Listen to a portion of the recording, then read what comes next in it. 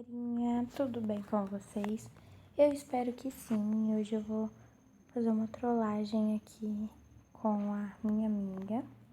Então vamos lá. Já falei oi, ela tá online. É a Ellen, olha. Está em muito grupo igual. Eu vou falar que eu fiquei sabendo de umas coisas que ela me chamou de falsa e vamos ver qual a reação dela.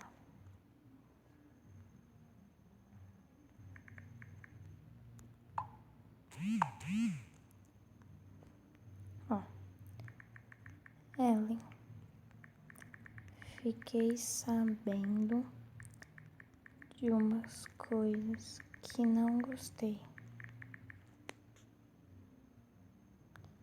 Uma carinha de triste aqui.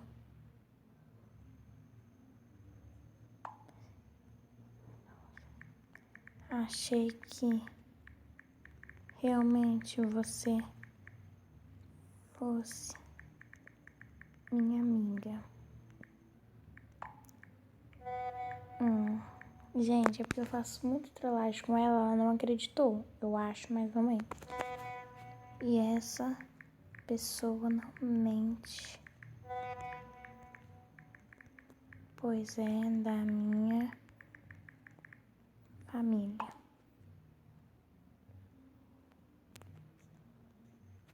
Se você não gosta de mim, por que não fala na cara?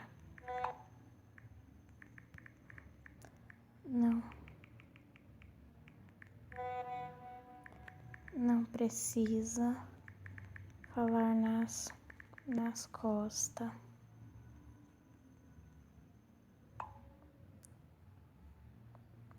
Olha, tchau e desculpa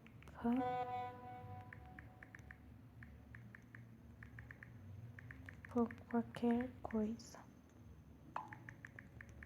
Tenho print. Achei que você me considerava. Ellen, estou muito triste. Tchau. Gente, eu vou bloquear ela. Bloqueei. Eu não sei qual vai ser a reação dela. Ai, gente, tadinha.